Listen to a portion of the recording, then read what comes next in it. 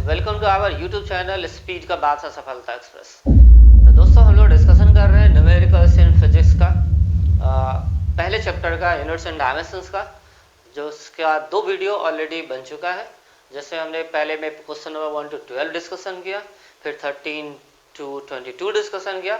अब उससे आगे का डिस्कशन आप इस वीडियो में ले, तो चलिए देखते हैं अगला सवाल कौन सा है।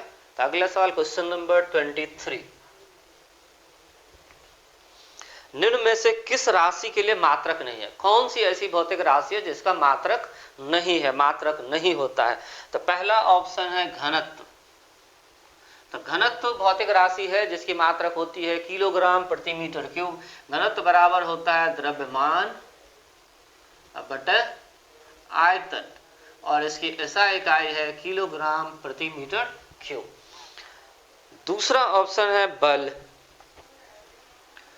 तो बल एक भौतिक राशि है जिसकी मात्रक होती है, बल बराबर होता है द्रव्यमान गुना त्वरण, और इसकी मात्रक होती है न्यूटन।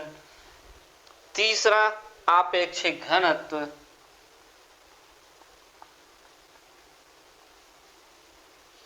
तो आपेक्षिक घनत्व जो है ये 2 घनत्वों का अनुपात है, एक वस्तु का घनत्व बटा जल का घनत्व। 4 डिग्री सेल्सियस पे जल का घनत्व, तो वस्तु का घनत्व बटा जल का घनत्व। तो जब कोई भौतिक राशि 2 समान राशियों का अनुपात हो तो उसकी कोई मात्रक नहीं होती है। तो ये जो है मात्रकहीन है, विमाहीन है, और यही आपका आंसर होगा। सो आंसर है ऑप्शन सी। वैसे ऑप्शन डी भी हम लोग देख लेते हैं। तो चौथा है संवेग। तो संवेग होता है द्रव्यमान गुना वेग, mv। संवेग होता है द्रव्यमान गुना वेग। तो इसकी SI इकाई द्रव्यमान की किलोग्राम और वेग की मीटर पर सेकंड, किलोग्राम मीटर पर सेकंड। तो आपका आंसर है option C. Right. Next question 24, 1 atmosphere बराबर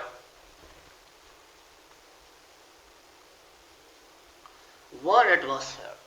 तो ये जो एटमॉस्फेयर है, वायुमंडलीय दाब इसको हिंदी में आप कहते हैं, तो ये दाब की मात्रक है। तो 1 एटमॉस्फेयर का मतलब होता है 760 mm ऑफ मरकरी, या इसको लिख सकते हैं 76 सेंटीमीटर पारा का मरकरी का, 76 सेंटीमीटर ऑफ मरकरी। या फिर इसका हो सकता है पास्कल में 1.01 × 10⁵ पास्कल। ठीक है, 1.01 × 10⁵ पास्कल। तो जो कि दिया गया आपके ऑप्शन सी में 1.01 × 10⁵ पास्कल। तो करेक्ट आंसर है option C. Right. Next question है क्वेश्चन नंबर 25। चलते हैं नेक्स्ट क्वेश्चन पे, और ये है क्वेश्चन नंबर 25। 1 नैनोमीटर बराबर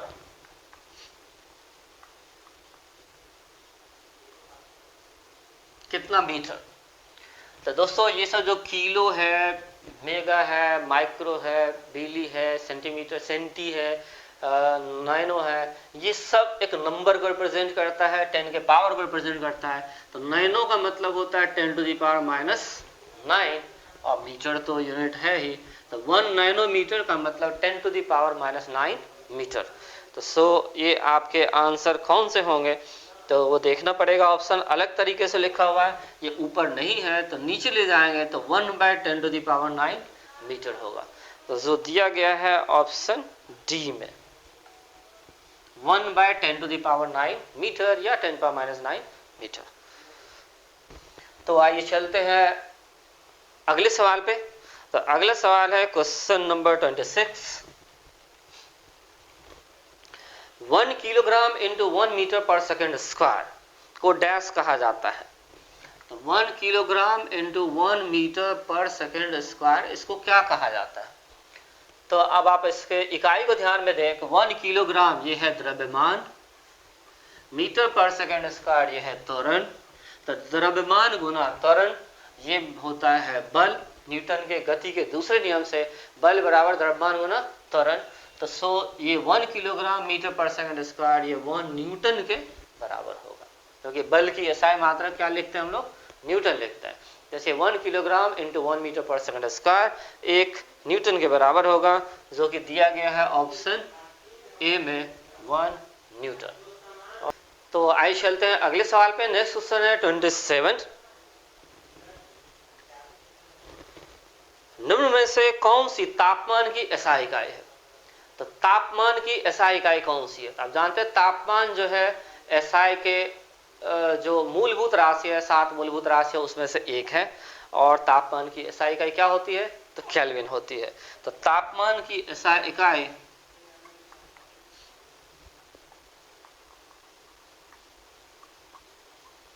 जो होता है केल्विन,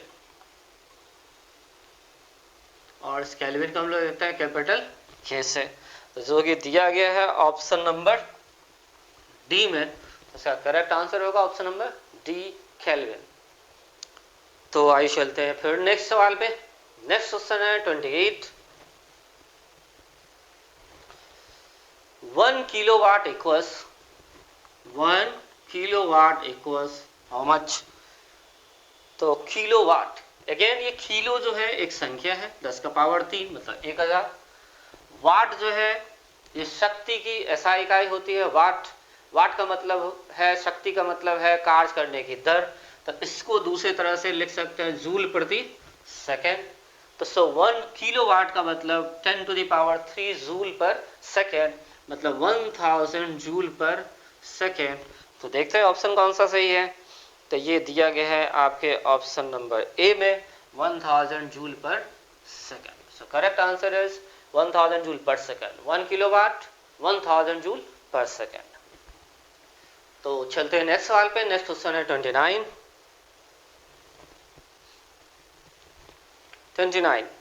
मोल की सही परिभाषा निम्न में से कौन सी है? तो आपको ये देखना है कि मोल जो कि अमाउंट ऑफ सब्सटेंस, पदार्थ की मात्रा की इकाई होती है, ये भी एसआई के 7 मूलभूत राशियों में से एक है। अमाउंट ऑफ सब्सटेंस, पदार्थ की मात्रा, जिसकी एसआई इकाई माना गया है मोल। तो मोल की परिभाषा कौन सा सही है? तो पहली परिभाषा है यह पदार्थ के 1 ग्राम परमाणु द्रव्यमान के बराबर। पदार्थ के 1 ग्राम परमाणु द्रव्यमान के बराबर। तो ये सही है। पदार्थ का जो 1 ग्राम परमाणु द्रव्यमान होता है, 1 ग्राम परमाणु भार होता है, वो 1 मोल के बराबर होता है। जैसे ऑक्सीजन है तो ऑक्सीजन होता है O2। O2 का मतलब इसके जो परमाणु भार है वो हो जाएगा 32। और जब इस 32 को ग्राम में व्यक्त करेंगे तो उसी को कहा जाता है 1 ग्राम परमाणु द्रव्यमान। ठीक है, 1 ग्राम परमाणु द्रव्यमान। तो 32 ग्राम इसका 1 मोल होगा। तो सही है। दूसरा, इनमें दिए हुए पदार्थ के 6.022 10 टू द पावर 10 परमाणु होता है। तो 6.022 इंटू 10 टू द पावर 20 परमाणु।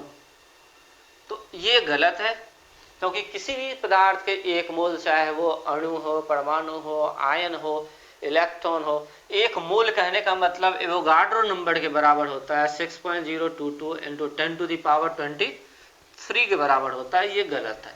तो अब बी गलत है। सी, यह पदार्थ के 1 ग्राम आणविक भार के बराबर होता है।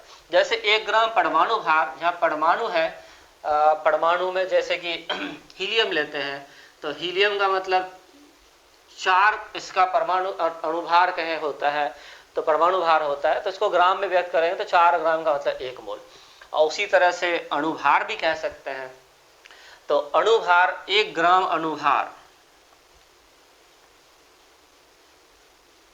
जैसे ऑक्सीजन का एग्जांपल दिया, तो ऑक्सीजन के 1 अणु का भार होता है 32, और उसी को ग्राम में अब जब आप व्यक्त करेंगे तो 1 ग्राम अणुभार का मतलब 32 ग्राम, और यही होता है 1 मोल। तो वो भी सही है।